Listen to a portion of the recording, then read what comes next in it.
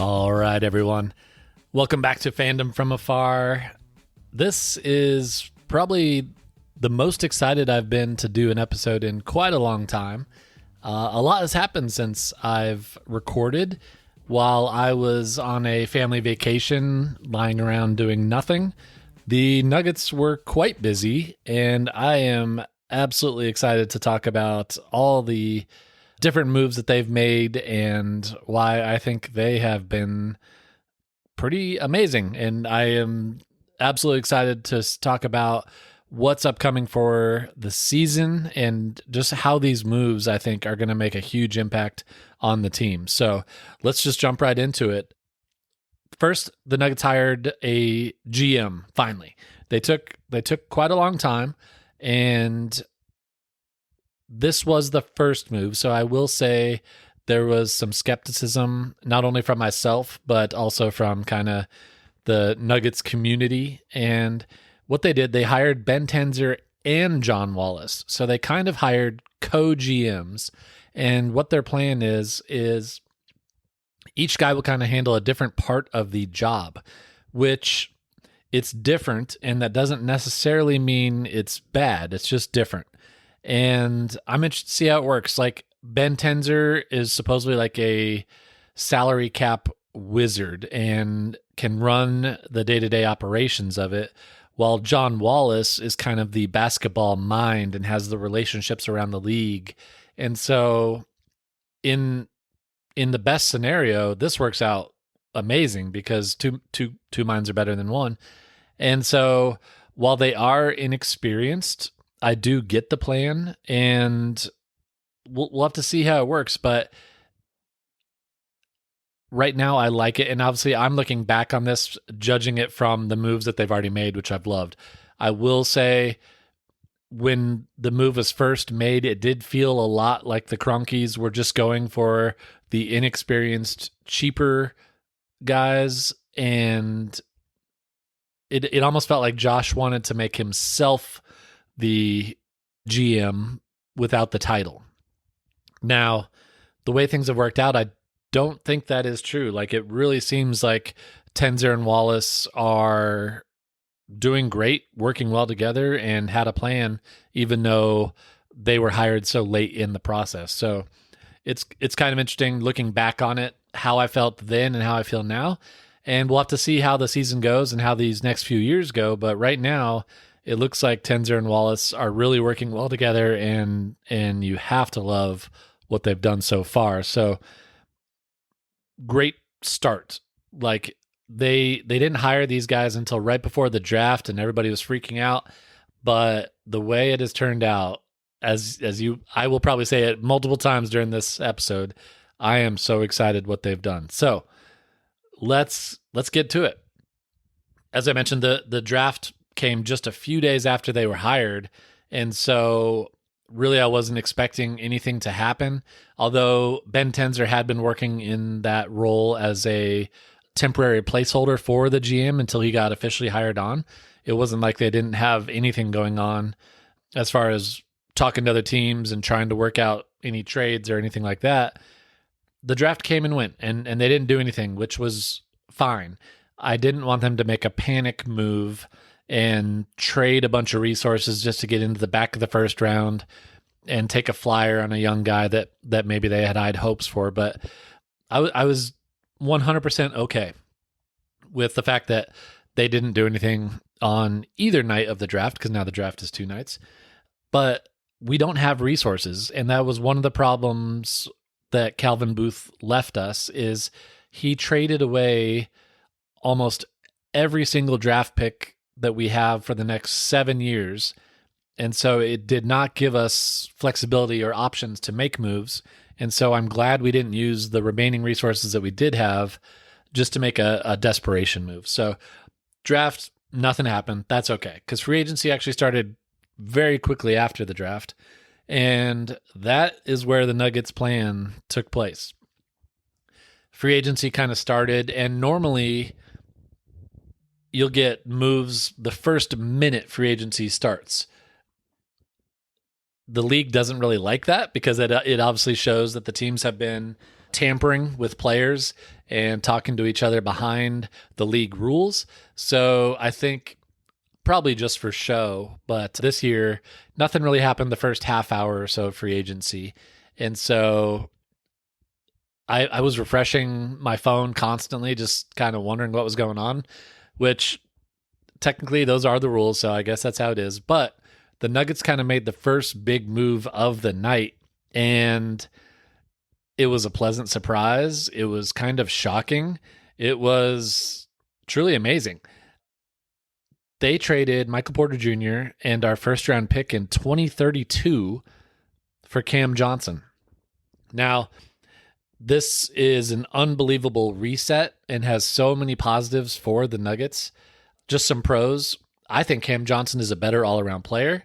It gives us salary cap flexibility.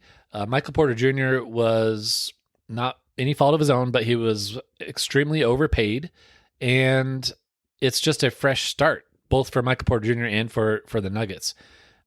The only con is giving up an unprotected first-round pick in 2032, because at that point, Nikola Jokić is going to be 37, and who knows if he'll be playing by then. But it's well worth the risk. Now, I mentioned Cam Johnson, I think is a better all-around player. Michael Porter Jr. is one of the greatest shooters in NBA history, but in game action, he's very inconsistent. His overall numbers look great, but Mike will have games where he just can't hit a shot to save his life, and if he's not doing that, he doesn't bring much else to the table. Now, Cam Johnson, he can actually dribble. He's a great cutter. His basketball IQ is off the charts, and he plays better defense. I would say the only area that he is not as good as Michael Porter Jr. is rebounding. And truthfully, MPJ was inconsistent with that as well. So I love this move so much. Cam Johnson is one of those guys that Nuggets community has just been dreaming of. Like, this has been kind of like a dream trade that we've always thrown out there for the last couple of years, just because Cam Johnson is such a good fit around Jokić, Murray, really all of our starters. And so, as I mentioned, MPJ is a fantastic shooter. Cam Johnson is probably just as good a shooter, especially if you look in game action. His numbers are the same, and he hasn't had the chance to play with Jokić yet, where you just get better shots. You get more wide open shots when you play with Jokić. And so the fact that he can actually dribble the ball, that's going to open up our offense so much more, because it won't be all on Jokić and Murray to get the ball moving. The fact that he's an amazing cutter, he will get easy baskets from Jokić. The fact that his basketball IQ is so high, that's going to help both on offense and defense. It's just a dream fit. And the fact that he's $17 million a year cheaper gives us a chance to add other players, which obviously we're going to go over as well, to the team to give us just a better all-around team. So this was an A+ trade. I love MPJ. I might have to do an episode just solely on MPJ, just because what he did and what he accomplished with the Nuggets is absolutely amazing. And I don't want to just rush it and just kind of throw it in here at the last second. So I'll probably do a separate episode. But MPJ, amazing Nugget, but it was maybe time to move on. And the fact that we were able to do this, it's truly amazing. So that got the night off to a wonderful start. And if we just did that alone, it would be an amazing offseason. But Tenzer and Wallace, they had more plans. And while the MPJ move was extremely surprising, Bruce Brown coming back was the least surprising move of the offseason. He loves Denver. He never wanted to leave. He only left because if someone's offering you $23 million and another team can only offer you $9 million, that's a pretty easy decision. No matter how much you want to stay, you got to go get that money. And so Bruce has bounced around the league the last couple of years, but it was almost a foregone conclusion that once he was able to come back, he was going to come back. And the fact that he already had made all that money made it that much easier for him to sign for the veteran minimum And he just wants to play in Denver and play with Jokić again. And you can't blame him. That was the best basketball of his career. He won a championship with us. I think he just loves the city in general. He's kind of become a cowboy, and he's going to provide depth for us. He's technically our backup point guard, which it's great. He can do that. I would love to see them maybe add a true point guard in the future, but Jalen Pickett's going to get that chance as well. And so I love Pickett. So we'll have to see. But Bruce Brown coming back, awesome for the locker room, awesome for the floor, A+ move again. Now, the next day, in another huge surprise, we somehow traded Dario Saric for Jonas Valanciunas. Dario, we signed him last offseason. I had high hopes that he could be a good backup center. He's kind of like a garage sale version of Jokić, where he's a big man that can pass and shoot and do all things, but he may be past his playing ability. Just he's gotten older. He's had a bunch of injuries. So he just was stuck at the end of our bench all year and was kind of a huge miss for the Nuggets last year. We somehow traded him for Jonas, or his nickname is Big Val. And Big Val will be the best backup center that the Nuggets have had during the Jokić era. He's perfect for what we need. He could start on quite a few teams in the NBA. He's still that good. And he's on a pretty good contract. He's going to allow Jokić to sit and rest for a little bit, and the team will not fall apart. And on his own, he can create offense. He can score by himself. He's a good passer. He's a good shooter. He's exactly what we need. Like, these moves the Nuggets are making, everything that we've been hoping for the last 2 years, the Nuggets are doing this offseason. Now, there is a little bit of controversy. He might not come and play for the Nuggets. He wants to go back over to Europe and play for a Greek team. And I hope that gets worked out and he comes to play, because, like I said, it's such a perfect fit for what the Nuggets need. And it sounds like it's going to get resolved and he will come play, but I want him to want to be there. We don't want another Nurkic situation where he's just kind of pouting on the bench and is just counting down the days till the season's over. So I hope it all gets worked out, because this move is another A+ move.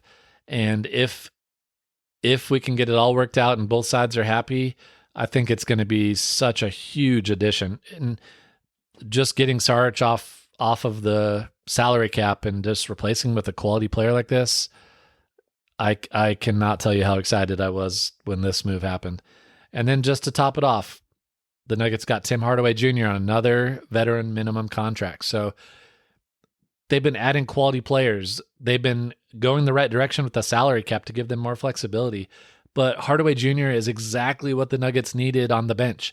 A veteran who's not scared of the big moments, who's an excellent shooter, who can handle the ball.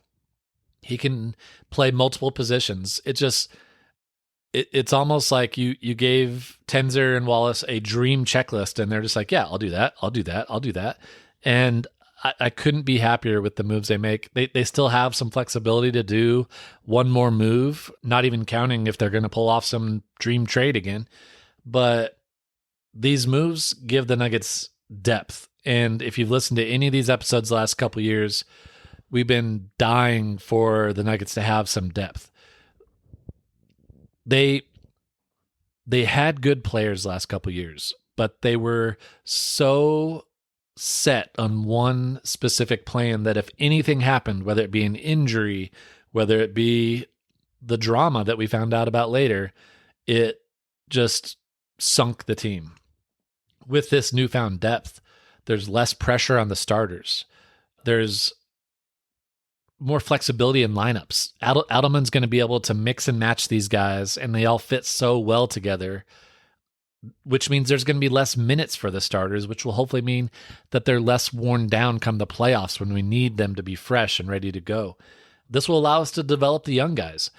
It was not a good situation for the young guys to try and develop in last year when we're putting them out there with guys that might be on other NBA teams, but probably not. And when you're getting destroyed by 6 points every minute when the starters are out, that's not a good way to develop, because every shot is then high pressure, because if you don't break the run that the other team is on, Coach Malone's going to call a timeout and put the starters back in.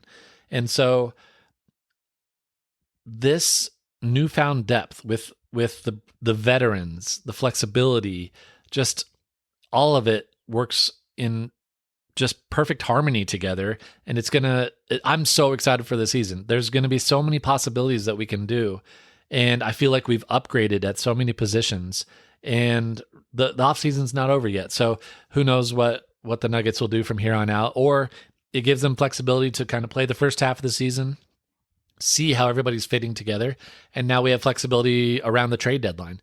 So this could not have gone better.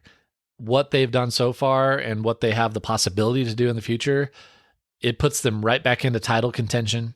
It gives Jokić, I think, maybe a little bit of weight off his shoulders, that he does not have to carry everything.